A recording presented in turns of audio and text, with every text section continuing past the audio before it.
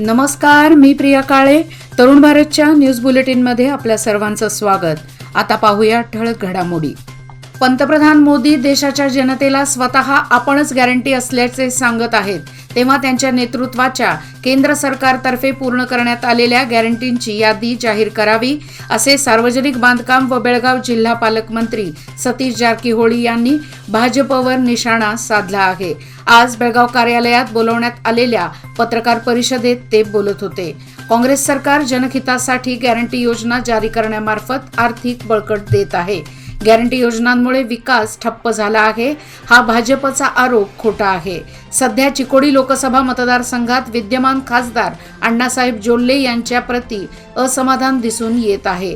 काँग्रेस आपल्या गॅरंटी योजनांसह गेल्या 30 वर्षात केलेल्या विकासांवर आधारित निवडणूक लढवत आहेत, असे ते म्हणाले. या प्रसंगी बेळगाव ग्रामीण जिल्हा काँग्रेस अध्यक्ष विनय नावलगट्टी, काँग्रेस प्रमुख राजेंद्र पाटील, राजदीप कौजलगी, परशुराम ढगे, सिद्दीकी अंकलगी, मंजू कांबळे, आबिद शिलेदार व इतर उपस्थित होते. लोकसभा निवडणूक 2024 साठी महाराष्ट्र एकीकरण समितीच्या निवड समितीकडे आज 2 अर्ज दाखल झाले आहेत.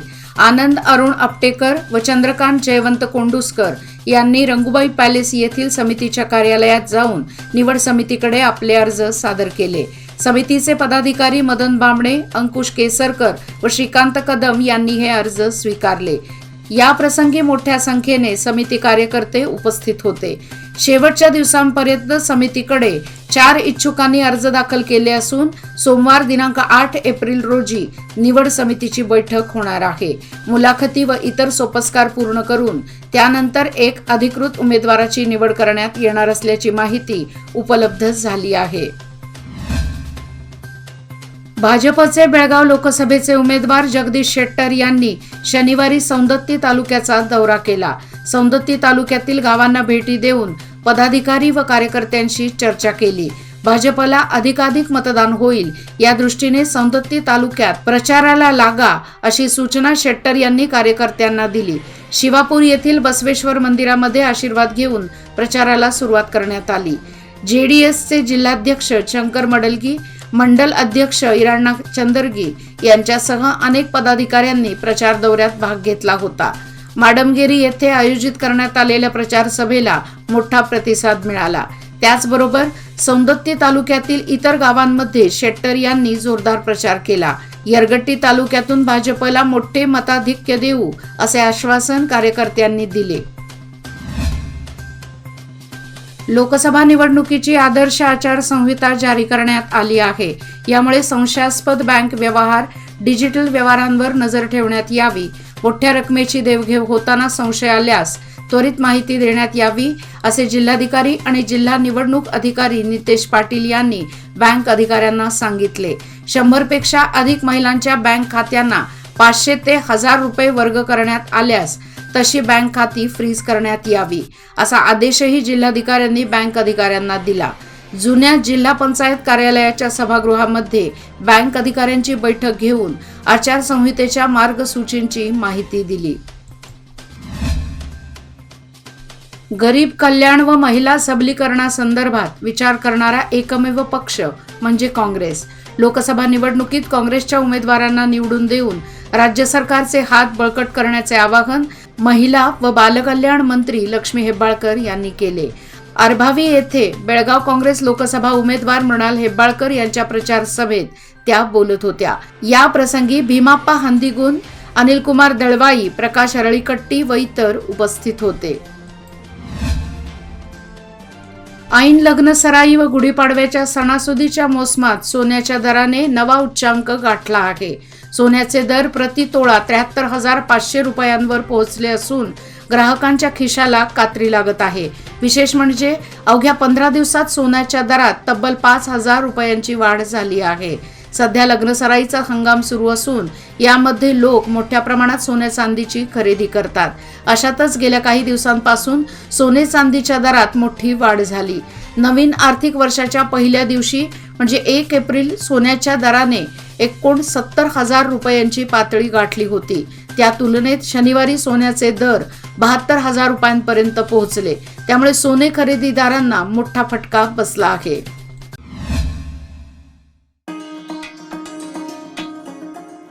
जीवेत शरदः शतम. माननीय श्री किरण ठाकूर, दैनिक तरुण भारत समूह प्रमुख व सल्लागार संपादक, संस्थापक अध्यक्ष, लोकमान्य सोसायटी. आमच्या संस्थेचे सल्लागार व मार्गदर्शक आदरणीय श्री किरण ठाकूर यांना वाढदिवसाच्या हार्दिक शुभेच्छा. तसेच त्यांना टिळक महाराष्ट्र विद्यापीठातर्फे डी.लिट पदवीने सन्मानित केल्याबद्दल त्यांचे हार्दिक अभिनंदन. शुभेच्छुक श्री महिला क्रेडिट सौहार्द सहकारी संघ नियमित बेळगाव, प्रधान कार्यालय अर्जुन एम्पायर, अरुण थिएटर जवळ, काँग्रेस रोड, टिळकवाडी, बेळगाव. शहापूर शाखा, शहर शाखा आणि वडगाव शाखा.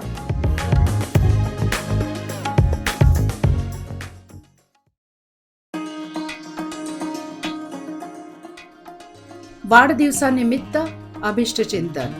माननीय श्री किरण ठाकूर, दैनिक तरुण भारत समूह प्रमुख व सल्लागार संपादक, संस्थापक अध्यक्ष, लोकमान्य सोसायटी. आमच्या संस्थेचे संस्थापक व मार्गदर्शक आदरणीय डॉक्टर किरण ठाकूर यांना वाढदिवसानिमित्त हार्दिक शुभेच्छा. तसेच त्यांना टिळक महाराष्ट्र विद्यापीठातर्फे डी.लिट पदवीने सन्मानित केल्याबद्दल त्यांचे हार्दिक अभिनंदन. शुभेच्छुक तरुण भारत सौहार्द सहकारी संघ नियमित बेळगाव, प्रधान कार्यालय नार्वेकर गल्ली, बेळगाव.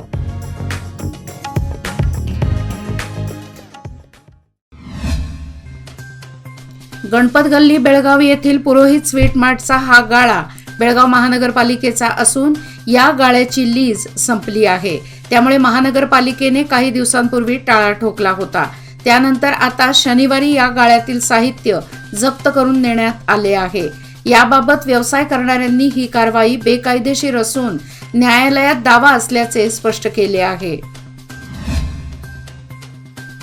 उद्यमबाग येथील वेगा हेल्मेट कंपनीमध्ये जिल्हा स्वीप समितीच्या नेतृत्वामध्ये मतदान जागृती करण्यात आली. स्वीप समितीचे नोडल अधिकारी डॉक्टर एम कृष्णराज्य यांनी मार्गदर्शन केले. लोकसभा मतदाना दिवशी सर्वांनी मतदानाचा हक्क बजावावा, तो दिवस रजा म्हणून गणला जाऊ नये, सर्वांनी सक्तीने मतदान करावे असे आवाहन त्यांनी केले.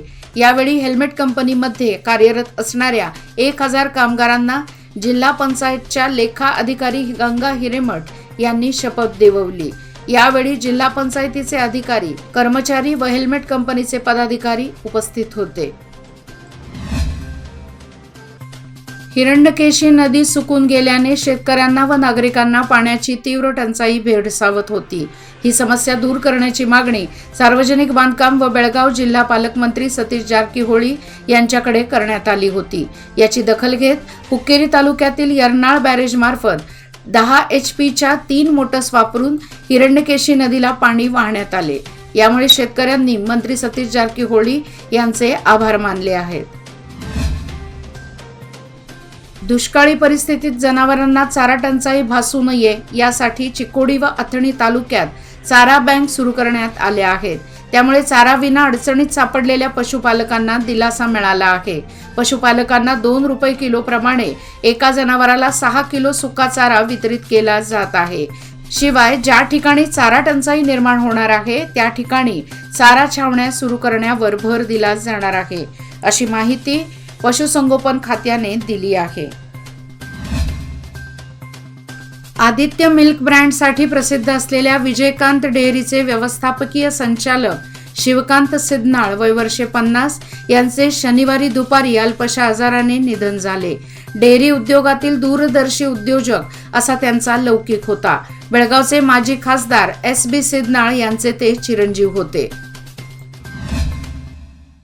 महिलांची शक्ती हीच समृद्ध भविष्याची निर्मिती. लोकमान्य घेऊन आले आहेत महिला उन्नती योजना, जी देते तुमच्या गुंतवणुकीवर 10% आकर्षक व्याजदर फक्त 500 दिवसांकरिता. किमान गुंतवणूक 10,000 रुपये. अधिक माहितीसाठी आजच कॉल करा 1800-212-4050. योजना फक्त महिला सभासदांकरिता. नियम व अटी लागू. लोकमान्य, जिथे पैसे वाढतात आणि नातं वृद्धिंगत होतं. मतदान करणे हे प्रत्येक भारतीयाचे आद्य कर्तव्य आहे. लोकशाहीत मतदानाला प्रथम महत्त्व असून ते देशाचे भविष्य ठरवते. मतदान सक्तीचे केल्याने संविधानातील इच्छा पूर्ण होतात. म्हणून प्रत्येकाने मतदानाचा हक्क बजावावा असे आवाहन तालुका पंचायत अधिकारी राम रेड्डी यांनी केले. काकती येथील सरकारी शाळेच्या पटांगणात मतदान जनजागृती सायकल फेरी कार्यक्रमाची सुरुवात करण्यात आली. जिल्हा प्रशासन, जिल्हा पंचायत, तालुका पंचायत, काकती ग्रामपंचायत यांच्या संयुक्त विद्यमाने जनजागृती कार्यक्रम मोठ्या उत्साहात पार पडला. अनन्य भावाने भक्ती करणाऱ्या भक्तांना आपला आशीर्वाद देणाऱ्या आणि भिवू नकोस मी तुझ्या पाठीशी आहे असे अभिवचन देणाऱ्या अक्कलकोट येथील श्री स्वामी समर्थ महाराजांचा चैत्र शुद्ध द्वितीयेला म्हणजेच बुधवार दिनांक 10 एप्रिल 2024 रोजी प्रगट दिन उत्साहात साजरा होत आहे. गुढीपाडव्याच्या दुसऱ्या दिवशी शुभमुहूर्तावर हा योग जुळून येत असल्याने त्याला विशेष महत्त्व प्राप्त झाले आहे. श्री स्वामी समर्थ सेवा संघ होसूर, शहापूर, बेळगाव यांच्यातर्फे स्वामी समर्थ प्रगट दिनानिमित्त विविध धार्मिक कार्यक्रमांचे आयोजन करण्यात आले असून बुधवार दिनांक 10 रोजी सकाळी 11 वाजता अभिषेक, पूजा व आरती तसेच गुरुवार दिनांक 11 रोजी महाप्रसादाचे आयोजन करण्यात आले आहे. तरी सर्व स्वामी भक्तांनी या सोहळ्याचा लाभ घ्यावा असे आयोजक कळवतात. यर्नाळ तालुका निप्पाणी येथे अक्काताई कुंभार यांच्या पोल्ट्री फार्म तर तानाजी कुंभार यांच्या ऊस पिकाला शुक्रवारी दुपारी आग लागल्याने सुमारे 1 लाख रुपयांचे नुकसान झाले. निप्पाणी अग्निशामक दलाने वेळीच धाव घेतल्याने मोठा अनर्थ टळला. याबाबत समजलेली अधिक माहिती अशी: अक्काताई कुंभार यांच्या मालकीचा पोल्ट्री फार्म आहे, तर त्याच्या नजीकच तानाजी कुंभार यांचे ऊस पीक आहे. शुक्रवारी दुपारी अचानक आग लागल्याने ऊसाचे शेतातील ड्रीप पाईप, PVC पाईप व सिंटेक्स जळून खाक झाले. तर निप्पाणी अग्निशामक दलाने वेळीच धाव घेतल्याने पोल्ट्री फार्म मधील 5,000 कोंबड्यांना वाचवण्यात यश आले. जिल्ह्यात ज्या ठिकाणी धोकादायक स्थितीत असणाऱ्या उघड्यावरील कूपनलिका संबंधितांनी सुरक्षित करणे गरजेचे आहे. यापुढे धोकादायक स्थितीत कूपनलिका दिसल्यास संबंधितांवर कठोर कारवाई करण्यात येईल असा इशारा जिल्हाधिकारी टी भुबलन यांनी दिला. ते इंडी तालुक्यातील लचियान येथे घडलेल्या घटनेच्या पार्श्वभूमीवर खबरदारीच्या उपाययोजना या अनुषंगाने आयोजित केलेल्या अधिकारी बैठकीत बोलत होते. जिल्हाधिकारी पुढे म्हणाले की उघड्यावरील कूपनलिका सुरक्षित ठेवण्याविषयी शासनाचे परिपत्रक तयार करण्यात आले आहे. त्याचे सर्वांनी काटेकोरपणे पालन करणे गरजेचे आहे. बेफिकीर राहणाऱ्यांवर कायदेशीर कारवाई करण्यात येईल. कृष्णा नदीचे पात्र कोरडे पडत असल्याने बागलकोट जिल्ह्यातील रबकवी, बनहट्टी या शहरांना यापुढे 10-12 दिवस आड पाणी पुरवठा होणार आहे. पुढील काळात पाणी टंचाई दूर होण्यासाठी नगरपालिका प्रशासन प्रयत्न करणार आहे अशी माहिती आयुक्त जगदीश ईटी यांनी दिली. ते रबकवी जवळील महेश वाडगी बंधारा व जॅकवेल परिसराच्या पाहणीप्रसंगी बोलत होते. याचबरोबर आजचे बातमीपत्र इथेच संपले. अधिक माहिती आणि ताज्या घडामोडी करता पाहत रहा तरुण भारत न्यूज चॅनल. तसेच आमच्या चॅनलला लाईक, शेअर आणि सबस्क्राईब करायला विसरू नका. आणि विश्वासार्ह बातम्यांसाठी दररोज वाचा दैनिक तरुण भारत. धन्यवाद.